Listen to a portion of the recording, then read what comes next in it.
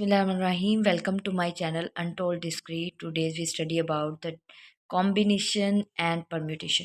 अच्छा जी, कॉम्बिनेशन और परम्यूटेशन क्या होता है? कॉम्बिनेशन और परम्यूटेशन आप मैथ की मुख्तलिफ ब्रांचेस के अंदर पढ़ते हो, सही है। जब आप इसमें स्पेशलाइजेशन करते हैं तो इसमें आप इसको डिस्क्रीट मैथ में पढ़ते हैं, इसके अलावा आप लीनियर अलजब्रा में पढ़ते हैं इसको, और इसका सेट थ्योरी में भी इसका यूज़ मौजूद है। ठीक है जी।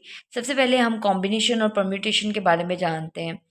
बाज़ औक़ात ऐसा होता है कि हम रियल लाइफ देखें, डिस्क्रीट मैथ जब मैंने इसका इंट्रो दिया था तो मैंने बताया था इसका मतलब ये है कि एग्जिस्टेंस ऑफ द ये डिस्क्रीट मैथ ना बेसिकली ये प्रैक्टिकल लाइफ में एग्जिस्टेंस का नाम है।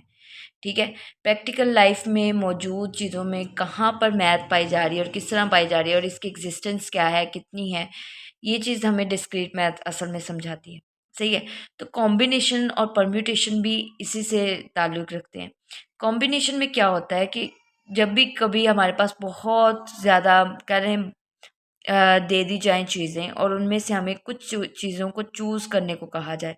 जैसा कि एक ग्रुप में हमें एक टीम मेंबर्स दे दिए गए हैं कोई 12, और 12 टीम टीम मेंबर्स में से हमें कह दें जी 3 आपने चूज़ करने हैं, इनमें से 3 उठा लो बस। नो मैटर कि वो कौन है, नो मैटर वो कहाँ के हैं, कोई मैटर नहीं, बस उसमें से 3 लेने हैं, जो मर्ज़ी उठा लो। सही है। किसी भी चीज़ में से या ग्रुप ऑफ पीपल्स में से या ग्रुप ऑफ थिंग्स में से आपने चीज़ों को सिलेक्ट कर लेना है। ठीक है। उन 3 चीज़ों को या 4 चीज़ों को आपने अगर ले लिया है तो इसी को हम लोग कॉम्बिनेशन कहते हैं। ठीक है। परम्यूटेशन हम इसको कहते हैं किसी भी चीज़ को आपने चूज़ तो करना ही है। अब चूज़ करने के बाद उनको क्या करना है, तरतीब भी देनी है आपने। अगर आप उसको तरतीब भी देते हो तो उसको हम क्या कहते हैं जी, परम्यूटेशन कहते हैं। Now we read detailed about the combination and the permutation. Combination अब क्या होता है?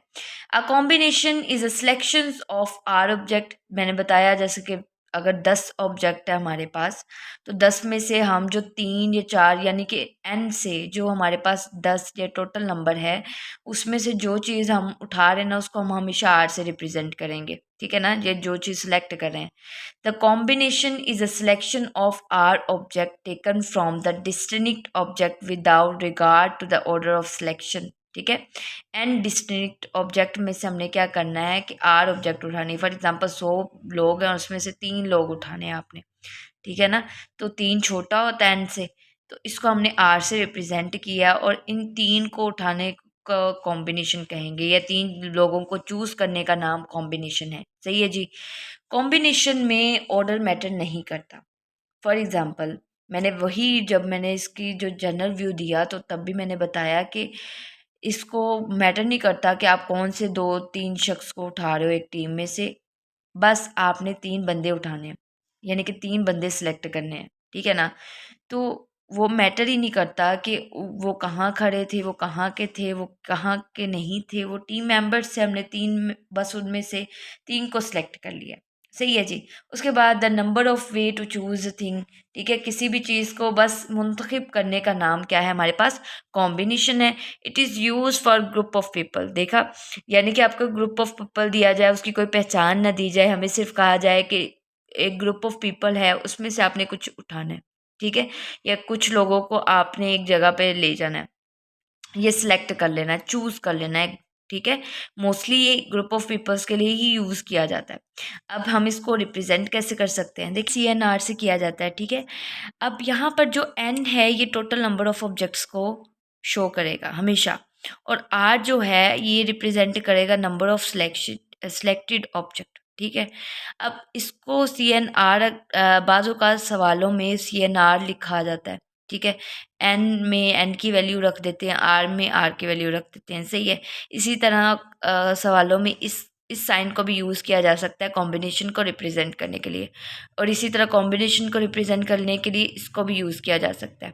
लेकिन इसका आंसर जो कह लें, इसको फाइंड कैसे किया जाएगा, वो हमेशा इस फॉर्मूले के तहत फाइंड किया जाएगा, N factorial R factorial N minus R factorial. ठीक है जी, ये हमारे पास फॉर्मूला है फाइनल, जिसके तहत हम लोग क्या फाइंड करेंगे? कॉम्बिनेशन फाइंड करेंगे।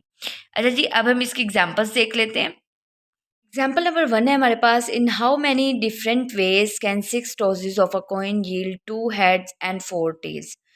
अच्छा जी, यहाँ पर हमने क्या करना है, हमने यहाँ पे ये करना है कि पहले तो मालूम करना है यहाँ पे कॉम्बिनेशन लगेगा या परम्यूटेशन लगेगा।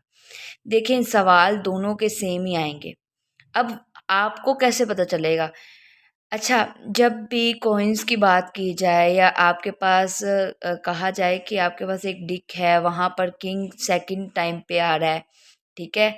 या आपके पास जो है डायमंड है वो 3 पे आ रहा है, या ये टॉसेस की बात की जाए और कहा जाए दूसरे नंबर पे हेड ही आना चाहिए और चौथे नंबर पे टेल आएगा, ठीक है ना? 4 टाइम पे टेल आएगा, 4 दफ़ा टॉस करने के बाद ये आएगा। इसका मतलब ये है कि वो तरतीब दे रहे हैं।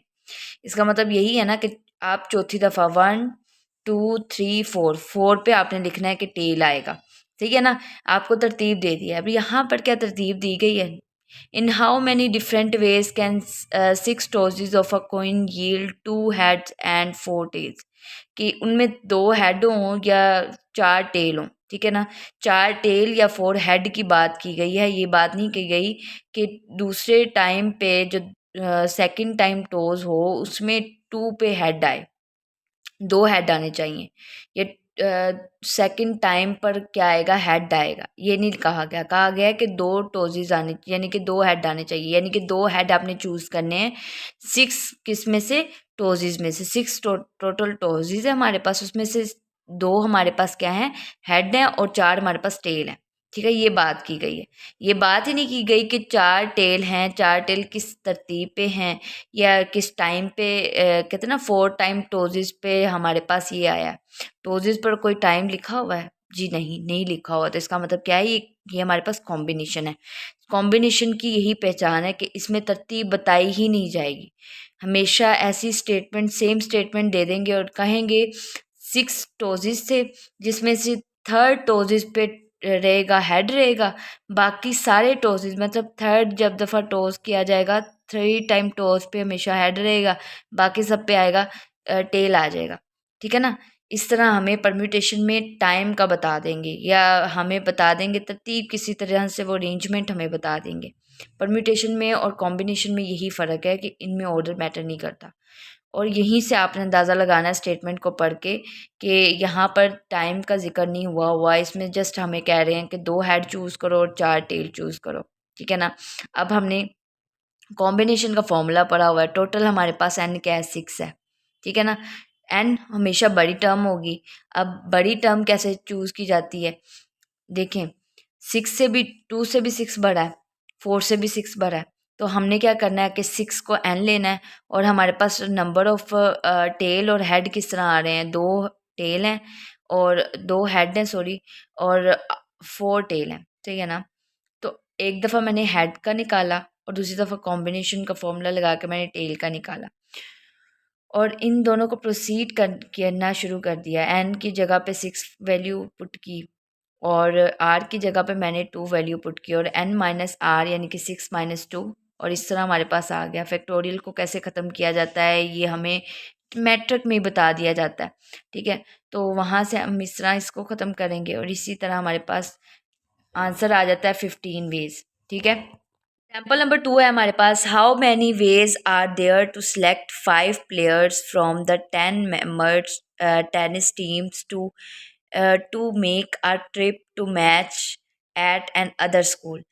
ठीक है कि हमने क्या करना है, 10 हमारे पास टोटल प्लेयर्स हैं, टीम मेंबर्स हैं, उसमें से हमने 5 सिर्फ सिलेक्ट करने हैं, ठीक है? हमें ये नहीं बताया गया 5 कौन से सिलेक्ट करने हैं, उन 5 प्लेयर्स के नाम नहीं बताए गए। अगर उन 5 में प्लेयर्स के नाम भी बता दिए जाते, यहाँ पर 5 ना लिखा जाता बल्कि नाम 5 लिख देते, तो यहाँ पर क्या लगता?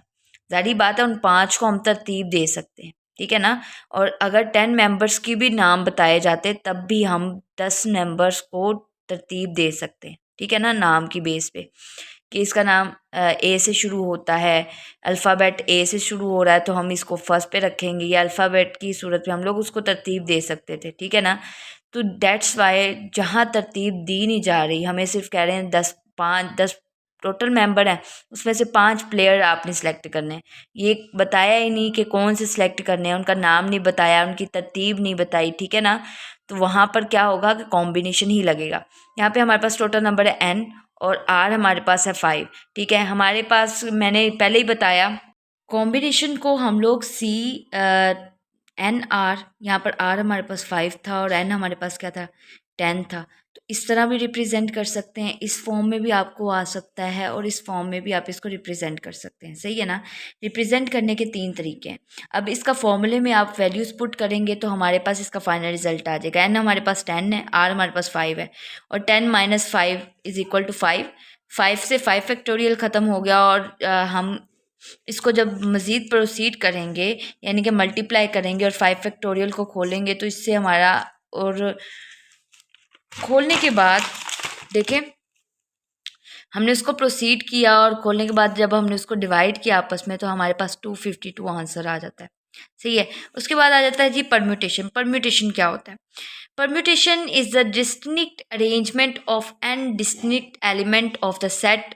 ठीक है, कि आपने क्या करना है कि आपने उन एन ऑब्जेक्ट की या एन डिस्ट्रिक्ट ऑब्जेक्ट है आपके पास, उसको अरेंज कर देना। ठीक है ना, उसको चूज भी करना, उसको सिलेक्ट करना, सिलेक्ट करने के बाद आपने उसको क्या करना है, अरेंज कर देना है। ठीक है ना, वो नंबर ऑफ वेज जिसमें हम लोग किसी चीज़ को अरेंज करते हैं इसको परम्यूटेशन कहते हैं। ठीक है ना।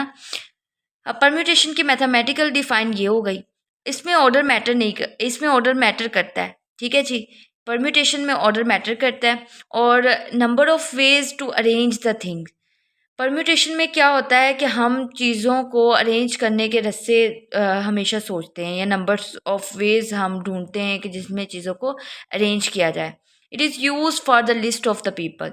मैंने पहले ही बताया इसको इस्तेमाल किया जाता है किसी भी लिस्टेड फॉर्म में। अगर आपको हो ना, आपके पास कोई ऐसी चीज़ है कि जिसको लिस्ट कर सकते हो आप इजीली, तो ऐसी चीज़ को हम लोग जो डिस्क्राइब करते हैं या कह लें हम लोग सॉल्व करेंगे, उससे हमेशा परम्यूटेशन के अंडर सॉल्व करेंगे। ये इसको कह लें फाइंड करने का तरीका है कि आप फॉर एग्जांपल 10 पीपल हैं, उनके नाम आपको दे दिए गए हैं तो आप अल्फ़ाबेट की बेस पर भी उनको कर सकते हो।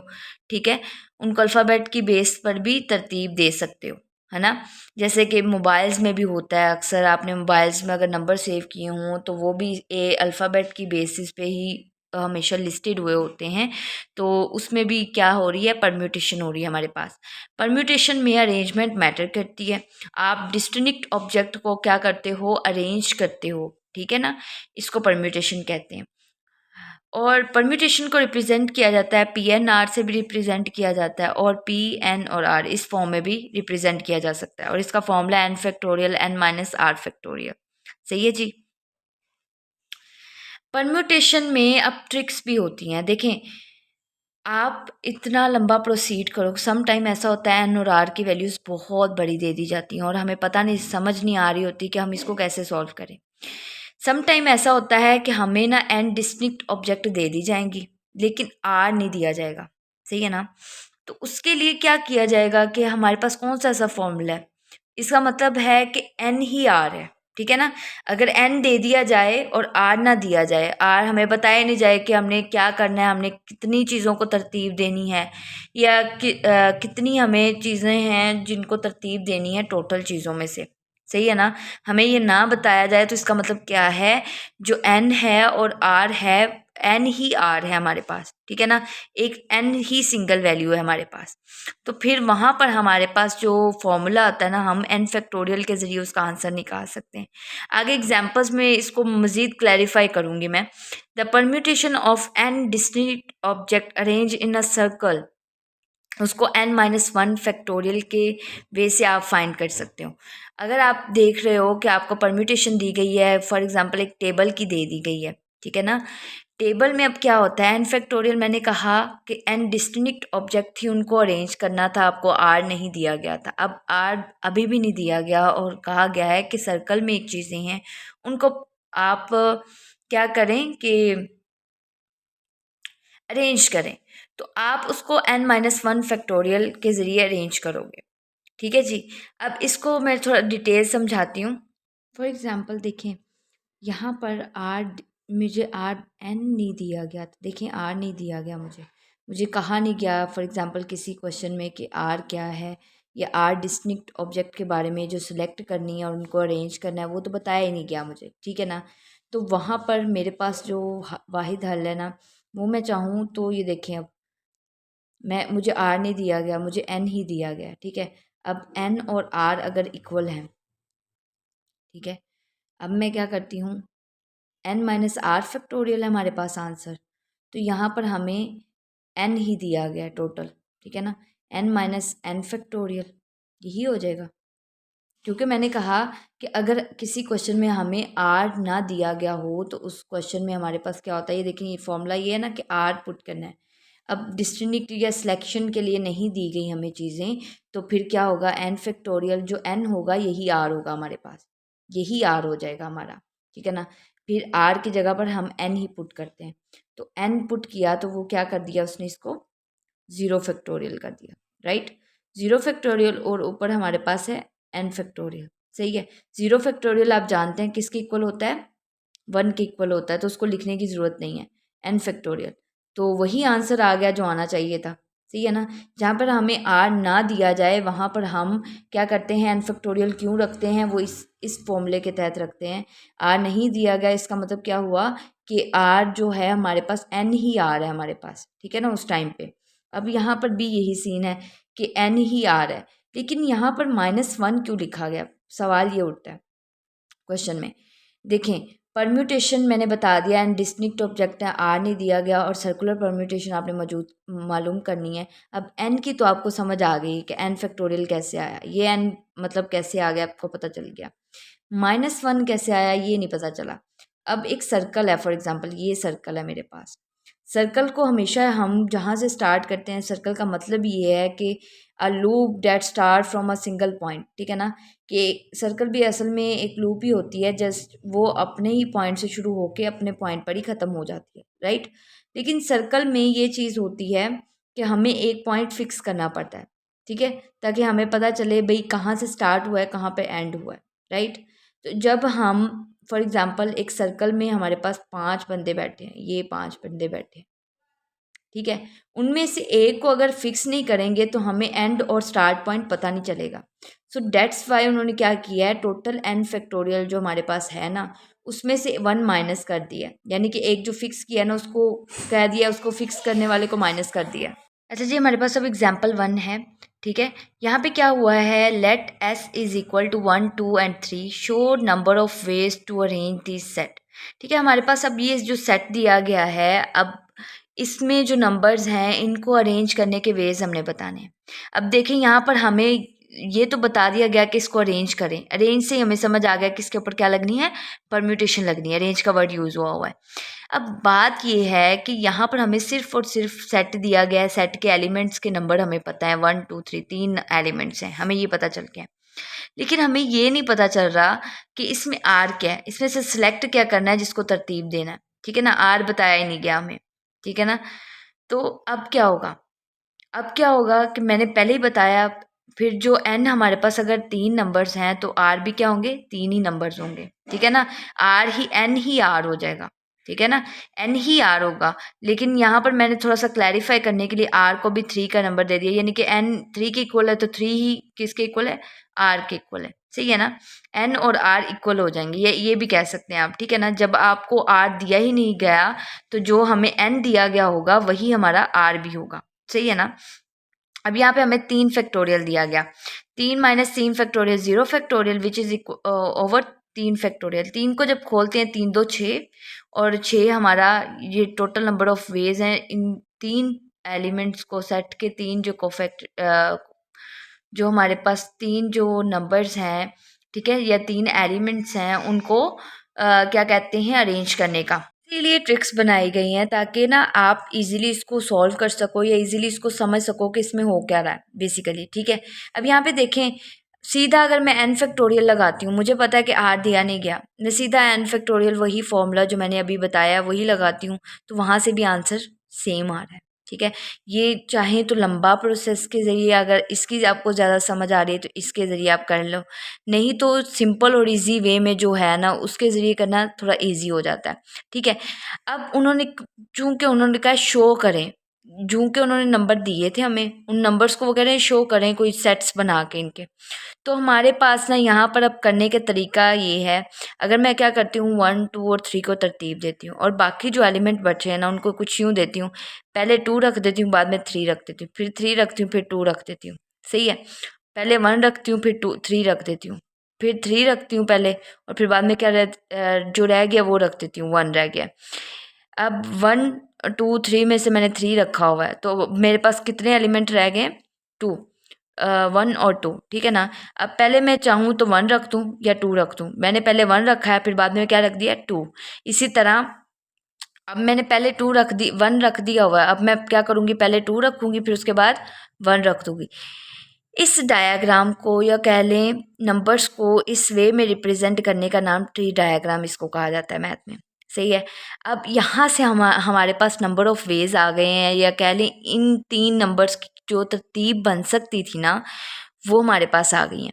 याद रखिएगा कि ट्री डायग्राम को बड़े बड़े जो हमारे पास बड़ी बड़ी प्रॉब्लम्स आ जाती हैं ना उनमें इस्तेमाल मोस्टली नहीं किया जाता। इसको यूज़ किया जाता है 5 या 5 से एक एक आप टर्म ज़्यादा कह सकते हैं कि उसके लिए मोस्टली इसको कहा जाता है कि आप ट्री डायग्राम बनाएं इसका। अब ये ट्री डायग्राम किस तरह बनाया गया है इसलिए देखते हैं हम लोग। ट्री डायग्राम में सबसे पहले हम लोग क्या करते हैं, जो हमारे पास नंबर्स दिए गए हों हमेशा ये सेट्स पर ही मोस्टली, या कभी प्लेयर्स की टीम बता दी जाएगी, टीम के दरमियान, या ये मुख्तलिफ़ क्वेश्चंस में इस्तेमाल किया जाता है ये ट्री डायग्राम। ये मैथ में बहुत इम्पोर्टेंस रखता है, राइट। और यहाँ पर सबसे इम्पोर्टेंट जो बात है, अगर हमारे पास 3 या 3 से ज़्यादा या कह लें 5 से ज़्यादा के ऊपर, मैंने पहले ही बताया ये नहीं बनता, ठीक है ना। ज़्यादा बड़ी वैल्यूज़ को ये असाइन करना ज़रा इसके साथ डील करना ज़रा मुश्किल हो जाता है, ठीक है। ये भी 3 एलिमेंट्स से, तो मैंने सोचा इसको ट्री डायग्राम के ज़रिए ज़रा कोलैबोरेट किया जाए। अच्छा जी, हमारे पास 3 अगर देखें एलिमेंट्स अगर उन्होंने दिए हैं ना, तो हम उसको क्या करेंगे 1 2 और 3 यानी कि लाइन में लिख लेंगे। उसके बाद हम क्या करेंगे कि जो बचे हैं ना हमारे पास एलिमेंट, 2 और 3 बचा है, पहला हमने लिख लिया है, 2 और 3 बचा है, हम उसकी ब्रांचेस बना के 2 3 लिख देंगे। अब हम देखेंगे कि 1 2, अब उनको शुरू से रीड करना स्टार्ट करेंगे। 1 2 जो बच गया ना, अब उसमें से कौन सा एलिमेंट है जो अभी तक नहीं लिखा गया इस लाइन में, तो हम कहेंगे वो 3 नहीं लिखा गया, तो हम क्या करेंगे यहाँ पे 3 लिख देंगे। और फिर हम इसको देखेंगे, इसमें भी यही हुआ है कि यहाँ पर भी क्या नहीं लिखा गया है, 2 नहीं लिखा गया, तो यहाँ पर 2 लिख देंगे। इसी तरह 2 और 2 में भी इसी तरह करेंगे हम लोग। हम देखेंगे कि 1 और 3 को रख देंगे, को रखने के बाद हम देखेंगे कि इसमें यानी कि जो एलिमेंट्स हैं हमारे पास वो जो एलिमेंट्स बच जाएंगे ना वो रख देंगे। 1 और 3 रख दिया हमने, फिर हम यहाँ से रीड करना स्टार्ट करेंगे। 2 1 हमारे पास कौन सा एलिमेंट जो इन तीनों में है और यहाँ नहीं लिखा हुआ 3 है, वो नहीं लिखा गया, उसको लिखेंगे। अब यहाँ पर 2 3 है और 1 नहीं लिखा गया, तो हम आगे किसको लिखेंगे? 1 को लिखेंगे। इसी तरह हम लोग 3 को भी ड्रॉ कर लेंगे। अब जब हम लोग इनको रीड करना स्टार्ट करेंगे ना 1 2 3, हम इस तरह हमारे पास 3 यानी कि अरेंजमेंट्स आ जाएंगी हमारे पास, बेसिक अरेंजमेंट्स जितनी बन सकती थी ना उसकी, हमारे पास इसी की अरेंजमेंट से या इसी वे से हमारे पास आ गई हैं, ठीक है ना। आप इजी वे के ज़रिए, इस वे के ज़रिए आप इजीली इसको फाइंड कर सकते हो, राइट। कि एक को फिक्स करो और बाकियों को इस तरह आप ट्री डायग्राम के ज़रिए इजीली एवेल्युएट कर सकते हैं। अच्छा जी, नेक्स्ट एग्जांपल है हमारे पास, how many ways are there to select a first prize winner, second prize winner, and the third prize winner from 100 different peoples who have entered the entered the contest। अच्छा जी, एक बात सुने, contest में उन्होंने हिस्सा लिया है और फर्स्ट सेकंड और थर्ड प्राइज विनर है हमारे पास। ये चीज़ याद रखिएगा, परम्यूटेशन में जब भी हम लोग सिलेक्शन कर रहे होते हैं, आप मुझे बताएं 100 पीपल हैं, ठीक है, क्या जब हम लोग क्लास में, फॉर एग्जांपल हम एग्जांपल ले लेते हैं कि क्लास में जो बच्चे होते हैं जो फर्स्ट सेकंड और थर्ड होते हैं, क्या उनको तरतीब दे रहे होते हैं ना हम लोग? फर्स्ट को सब हमेशा सबसे फर्स्ट पे बुलाया जाता है, अगर उस वो विनर है उसको हम लोग क्या करते हैं, या टॉपर है उसको हम लोग सबसे पहले गोल्ड मेडल दे रहे होते हैं, ठीक है। सेकंड को बुलाया जाता है और उसको हम लोग सिल्वर मेडल दे रहे होते हैं, और जो थर्ड को बुलाया जाता है उसको हम ब्राउन मेडल दे रहे होते हैं। यही होता है ना, क्लास में भी यही होता है। इसका मतलब फर्स्ट को हमेशा पहले बुलाया जाता है, गोल्ड मेडलिस्ट को हमेशा पहले बुलाया जाता है। तो यहाँ पर तरतीब है ना, ऑर्डर है ना। और इसी तरह हम लोग 100 बंदों को देखेंगे कि हाँ भाई ये कॉन्टेस्ट में कैसा रहा है, इसने कैसे मार्क्स अचीव किए हैं, तो उसके अकॉर्डिंग उसको मार्क्स देते जाएंगे और उसके मार्क्स देखेंगे। फिर हम लोग फर्स्ट से लेके एंड तक देखेंगे कौन विनर बनता है, कौन सेकंड है, कौन थर्ड है। इसका मतलब यहाँ पर कहीं ना कहीं तरतीब है, ठीक है ना। यहाँ पर तरतीब है, और तरतीब अब देखें, उन्होंने हमें number of ways are there to select a first, second और थर्ड, यानी कि हमने 3 बंदों को सिलेक्ट करना है, ठीक है ना। अब देखें यहाँ पर सिलेक्शन दी गई है, तो इसका मतलब आर क्या है, हमारे पास 3 है, और एन हमारे पास क्या है, टोटल नंबर ऑफ पीपल्स, वो कितने हैं हमारे पास, 100 है, सही है। तो 100 की परम्यूटेशन को हम लोग कैसे फाइंड करेंगे, 100 देखें। अब हमने क्या किया, 100 फैक्टोरियल को लिया, 100 factorial 100 factorial 100 minus 3 factorial, according to formula हमने इसमें पुट कर दिया n-r, ठीक है ना। और उससे हमारे पास आया 97 फैक्टोरियल आंसर। 97 फैक्टोरियल में हमने क्या किया, 100 को प्रोसीड करते हुए 97 तक ले गए ताकि हम लोग इसको ख़त्म कर सकें। उसके बाद हमने क्या किया, इनको मल्टीप्लाई किया और हमारे पास फाइनल रिजल्ट जो आया वो आया है 970/200, ठीक है ना। उसके बाद है हमारे पास नेक्स्ट एग्जाम्पल है हमारे पास, how many circular permutation are there of the 4 person playing bridge, ठीक है। अब सर्कुलर परम्यूटेशन को हम लोग लेंथी वे से भी कर सकते हैं। पहले उसका फैक्टोरियल आप निकालो, ठीक है। फैक्टोरियल मैंने पहले ही बताया, जब हमारे पास आर दिया ना गया हो, और देखिए हमारे पास टोटल नंबर ही सिर्फ उन्होंने बताया है, ठीक है, और हमें परम्यूटेशन फाइंड करने को कह दिया। तो जब हमारे पास ना दिया गया हो तो आर भी क्या होता है, एन ई आर होता है हमारे पास, ठीक है ना। तो उसका करने से हमारे पास एन फैक्टोरियल ही असल में है आंसर, उसमें से -1 कर दें तो इससे क्या होगा कि हमारे पास सर्कुलर परम्यूटेशन आ जाती है, ठीक है। आप चाहो एन फैक्टोरियल पहले निकाल लो, उसको एंड पे आप उससे -1 कर दो, तब भी आंसर सेम ही आएगा, ठीक है जी। सबसे पहले हम क्या करेंगे, हमारे पास 4 फैक्टोरियल है, 4 फैक्टोरियल में से 1 निकाल लें तो हमारे पास कितना आ जाता है, 3 फैक्टोरियल। अब 3 फैक्टोरियल का जब आप उसको प्रोसीड करोगे, फैक्टोरियल खोलोगे, 3 multiply by 2 multiply by 1 which is equal to 6 ways, ठीक है ना। तो यहाँ पर हमारे पास 6 वे हैं उन 4 पीपल्स को अरेंज करने के एक सर्कुलर टेबल पर, ठीक है ना। Thank you so much to watch my video. Please like, comment and subscribe my channel and share my channel as you can. Thank you so much.